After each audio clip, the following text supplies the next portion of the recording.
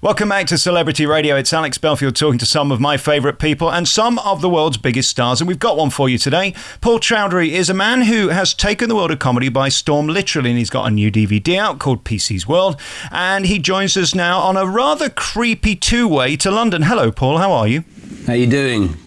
What's it like being you? Because you're so well regarded and you're credible. That's not easy to do in comedy, is it? Oh, is it? I didn't even know I was either of those, mate.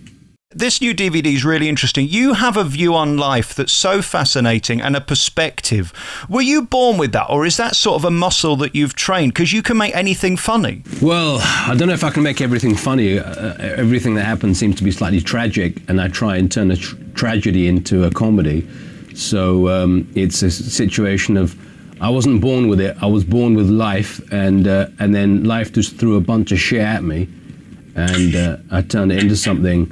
Well, I kind of vent what happens to me on stage, and people find it funny. I don't.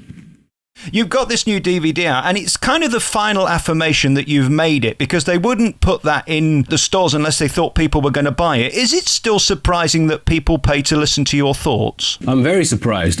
Even when I go to all my tour shows, I did 100 dates on this tour. We started off as 27 dates, which is like a normal size for a tour. It got extended about 3 or 4 times, and we hit 100 dates. And 100,000 people came out to see it. So every time they turn up, I'm like, what are you doing here, mate? I'm really surprised that they've actually come out. And this is my second DVD. And the shops they want to stock it. So that's why I'm here. Otherwise, I could be sleeping right now. There's always a tipping point with comedians where you get on something and it breaks the mass audience. What was it for you? There wasn't any particular thing as such. I built up a live following over the years. And it's a stand-up. I did it the old school way, where I just started playing the clubs, playing the theatres, and then eventually people thought, oh, let's go and see this guy. My live events are very different to what you see, say, on TV or on Live at the Apollo, or some of the stand-up spots I would have done. But when you see me live, it's like an event, so people really come out for that 2 hours and spend time in my company, mainly because I've got no friends. I love you on that Channel 4 charity show, which again is that huge arena where you go out and just knock it dead.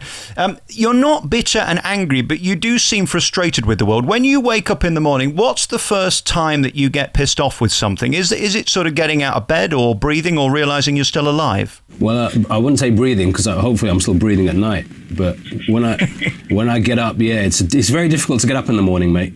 It's very difficult. You're lying there for another 2 hours waiting to get up, and you think, I've got to do this again. I'm already looking forward to going to sleep. What time do you set your alarm? I mean, being a comedian, do you wake up to Loose Women or This Morning? What time of day? Do I wake up to Loose Women? Yes. Well, I wouldn't talk about her like that, mate. Is it sexy being you? Because I've seen the reaction from the girls and some of the boys when you're on tour. I mean, I don't get this. People sort of recoil in anger at me when they see me. But you do seem to be a sex symbol and a nice bit of trouser. My trousers are quite tight. As you can see by this I don't know if you can see. Can you see that?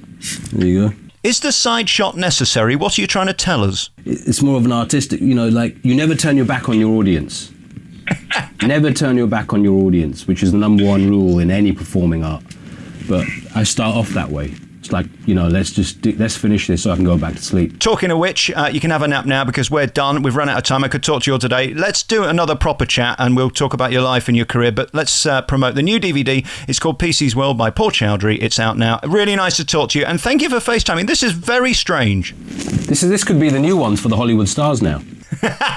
Great to talk to you, Paul. And you, mate.